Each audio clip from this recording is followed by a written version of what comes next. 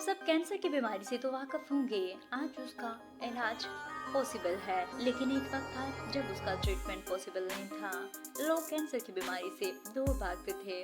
उसका ट्रीटमेंट सिर्फ मौत को कहा जाता था, यानी कैंसर का इलाज मौत था। इसके अलावा कोई चारा ना होता था। फिर क्या हुआ?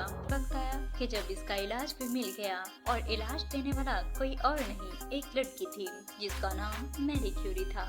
उनको मदाम क्यूरी भी कहा जाता है।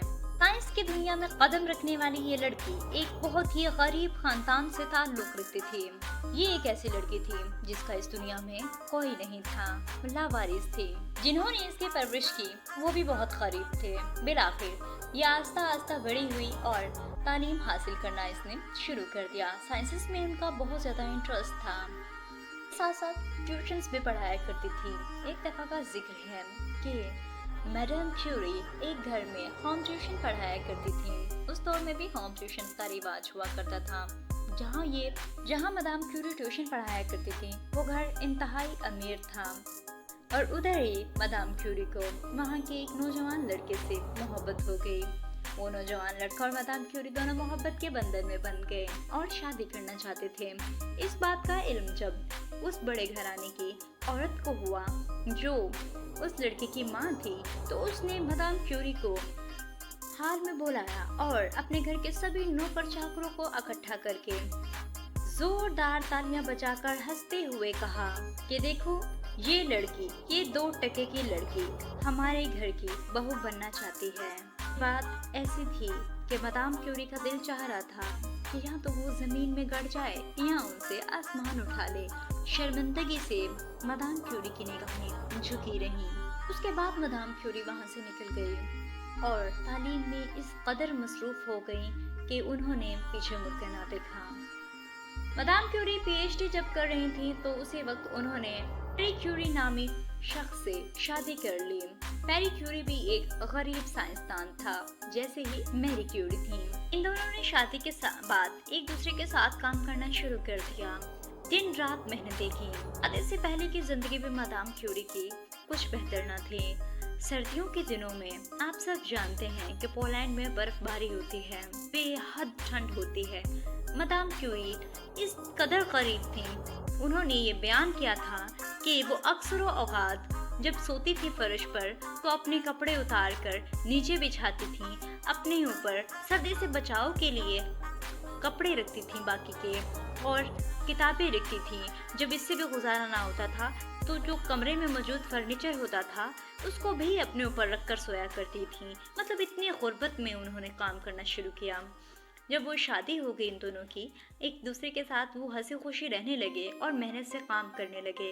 उन लोगों ने लोहे को पिघलाना शुरू कर दिया था, और उसके बाद उन लोगों ने इतना काम किया था कि मदाम क्यूरी ने दिन रात इतनी मेहनतें कर दी थी कि उनको फेफड़ों की बीमारी भी लग गई थी। लेकिन उन्होंने एक ऐसी मेडिसिन तैयार कर ली जिसने लाखों नहीं करोड़ों लोगों को जान बख्श दी। जी हाँ दोस्तों, मैं कैंसर की मेडिसिन की बात कर रही हूँ कि उन्होंने तैयार करके लाखों कैंसर के मरीजों को बचा लिया। इधर वक्त ने पलटा खाया। वही अमीर तरीन औरत जिसने मदाम क्यूरी को बेइज्जत करके घर से निकाल दिया था, बूढ़ी हो चुकी थी और गुर्बत में भी डस चुकी थी। अरूज को सवाल तो होता ही है, सुना होगा आपने, कुछ ऐसा ही उस बुढ़िया का हाल हुआ था। मदाम क्यूरी को नोबेल प्राइज से नवाजा गया था, और जब मदाम क्यूरी से उनकी विश पूछी गई तो उन्होंने कहा कि फलां गांव में एक बूढ़ी औरत है, उसका इलाज मुफ्त किया जाए, मेरी यही ख्वाहिश है। और वो बूढ़ी औरत कोई और नहीं बल्कि वही औरत थी जिसने मदाम क्यूरी को अपने घर से बेइज्जत करके निकाल दिया था, बेइज्जती के नशे में, या गम कह लें आप। मदाम क्यूरी ने दिन रात एक करके लाखों इंसानों को मौत के घाट जाने से बचा लिया। हाँ दोस्तों, मैं इंतहाई हसीन मुल्क पोलैंड की बात कर रही हूँ। मदाम क्यूरी का जन्म पोलैंड में हुआ और उन्होंने वहीं पे अपनी खदमात सरअंजाम दी। पोलैंड एक ऐसा मुल्क है कि जहाँ पे साइंसिस का नाम आते ही लोग अपनी टोपियाँ सर से उतार देते हैं, यानी पोलैंड साइंसिस की दुनिया है।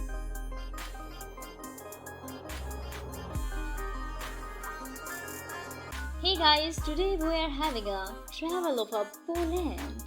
पोलैंड का लफ्ज इसमें बसने वाले पहले कबीले पोलानी से लिया गया था, जिसने इधर सबसे पहले आबादकारी की थी। पोलैंड का मतलब खुले मैदान में रहने वाले लोग हैं। जब हम बात करेंगे पोलैंड की और इसके बारे में उन सब बातों को जानेंगे जिनका यकीनन पहले आपको पता ना होगा।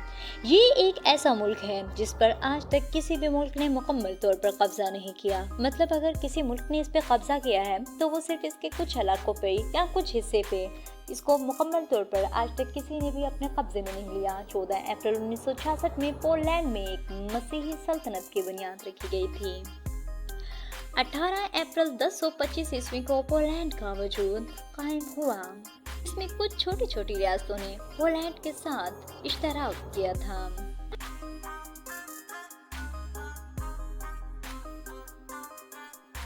दूसरी जंग अज़ीम के बाद इस मुल्क का नाम अवामी जमहूरिया पोलैंड रख दिया गया था। ये नाम 1989 ईस्वी तक रखा गया था। 13 सितंबर 1989 को एक बार फिर से कानून में तब्दीली की गई और इंतखाबात हुए और इस मुल्क का नाम जमहूरिया पोलैंड कर दिया गया था। ये एक यूरोपीय मुल्क था जो यूरोपीय यूनियन की रुकनीत हासिल करना चाहता था। बिलाखिर यकम मई 2004 में इसको यूरोपीय यूनियन की रुकनीत हासिल हो गई। वस्ती यूरोप का मुल्क माना जाता है। इसके मशरिक में बेलारूस और यूक्रेन, मगरिब में जर्मनी, शुमाल में रुमानिया और बहेरिया बाल्टिक, जबकि जुनूब में जमहूरिया चेक वाक़िया है। का कुल रकबा 3,12,689 मुरब्बा किलोमीटर है। रकबे के लिहाज से दुनिया भर में ये मुल्क 70वें नंबर पर आता है। यूरोप का 9वां बड़ा मुल्क पोलैंड है। इनपुट की बात की जाए +48, पॉपुलेशन की बात की जाए तो इसमें 50 मिलियन में 94.6% पोलिश लोग हैं। कुछ तादाद में जर्मन, यूक्राइनी, बेलारूसी और कुछ दीगर ममालिक से ताल्लुक रखने वाले हैं। ये यहाँ का सबसे बड़ा मजहब है। करेंसी इसकी यूरो है जो पाकिस्तानी तकरीबन 300 और इंडियन 88 रुपीस के बराबर है। लैंग्वेज की बात की जाए तो यहाँ पे पोलिश यूज होती है। इसके अलावा दूसरी जुबानें भी बोली जाती हैं। इंग्लिश को समझने वाले और बोलने वाले लोग भी मौजूद हैं। इसके कैपिटल का नाम वर्सा है और ये इसका सबसे बड़ा शहर भी है। आबादी के लिहाज से भी और रकबे के लिहाज से भी मुसलमानों की तादाद बहुत कम है। 13वीं सदी में ये शहर आबाद हुआ था और 1323 में यहाँ के शहरियों को उनके हकूक मिले थे। वक्त के लिहाज से पोलैंड पाकिस्तान से 4 घंटे पीछे है। की जाए यहाँ के सराय आमदन की तो 11% ज़राइत होती है, 23% सरकारी होती है, 58% सरकारी और गैर सरकारी इदारों में मुलाजमत की जाती है। पोलैंड में आज तक 17 नोबेल प्राइज अपने नाम कर रखे हैं। इधर बॉयज और गर्ल्स की जवान होते ही शादी कर दी जाती है। एजुकेशनल रेट की बात की जाए तो 99.7% होगा।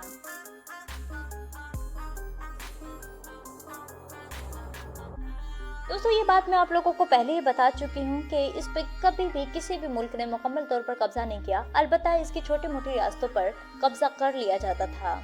इस मुल्क ने छोटी मोटी 45 जंगें लड़ी हैं क्योंकि ये मुल्क मुकम्मल तौर पर आज़ादी चाहता था। फिर इस मुल्क को मुकम्मल आज़ादी भी नसीब हो गई थी। पोलैंड का आइन यूरोप में मंजूर किया जाने वाला सबसे पहला आइन, जबकि दुनिया का दूसरा आइन था। अगर आप लोगों ने फैशन शो देखा है तो आपको मालूम होना चाहिए कि ये पोलैंड का आयशी था जिसने इसके बुनियाद रखी थी।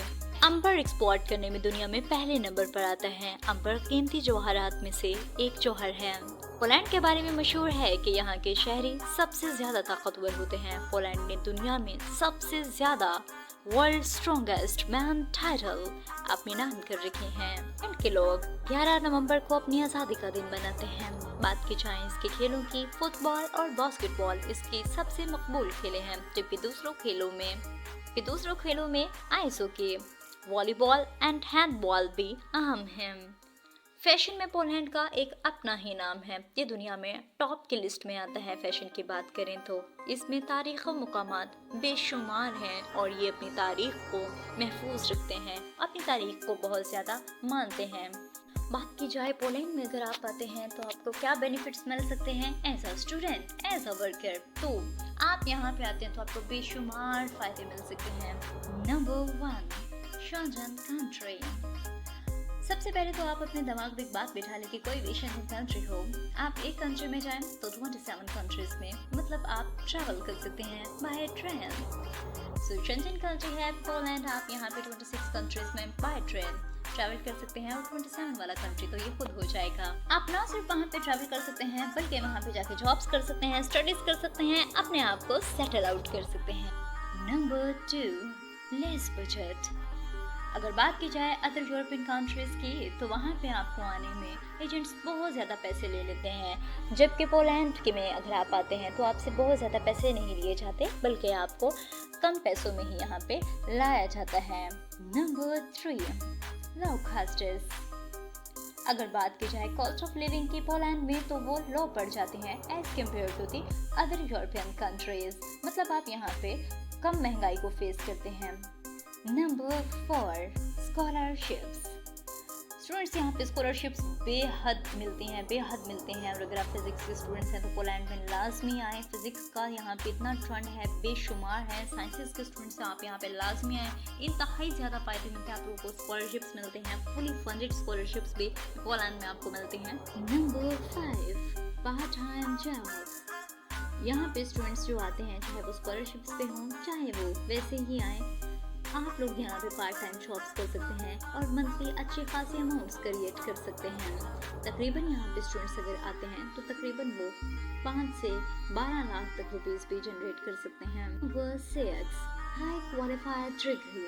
अगर बात की जाए पोलैंड की डिग्री की, इसने खुद ही 17 नोबेल प्राइज हासिल किए हुए हैं। इसकी डिग्री इंतहाई ज़्यादा ज़बरदस्त होती है, travel all around the world, एक इंतहाई वजनी डिग्री जिसको कहा जाए पोलैंड की है। Number 7, less population. अगर बात की जाए अदर यूरोपियन कंट्रीज तो वहाँ पे पॉपुलेशन ज़्यादा है, यहाँ पे पॉपुलेशन कम है। इसका मतलब है कि आपके सेटलमेंट के चांसेस ज़्यादा हैं। Number 8, more job opportunities. जैसे कि मैं बता चुकी हूँ कि पॉपुलेशन यहाँ पे बहुत कम है तो आप लोगों को यहाँ पे जॉब्स के चांसेस ज़्यादा हो जाते हैं। नंबर 9, आपको यहाँ पे सिटीजनशिप भी मिल जाती है अगर आप इनके रूल्स को फुलफिल करते हैं। अगर आप इनके कवानीन के अकॉर्डिंग यहाँ पे रहते हैं तो आपको सिटीजनशिप मिल जाती है। नंबर 10, आपको ये अपना पासपोर्ट भी देते हैं, आपको मुकम्मल तौर पे यहाँ पे सेटल आउट भी कर देते हैं अगर आप इनकी रिक्वायरमेंट्स को फुलफिल करते हैं। तो वर्कर्स की बात की जाए तो उनको भी सेम बेनिफिट्स मिलते हैं, वो यहाँ पे अपनी full time part time jobs कर सकते हैं। इसके अलावा दूसरी कंट्रीज में ट्रैवल कर सकते हैं, वहाँ पे जाके वो सेट हो सकते हैं, सिटीजनशिप ले सकते हैं, पासपोर्ट ले सकते हैं। मजीद इसी तरह की वीडियोस के लिए हमारे साथ जुड़े रहें। चैनल को सब्सक्राइब, वीडियो को लाइक और शेयर कर दीजिए।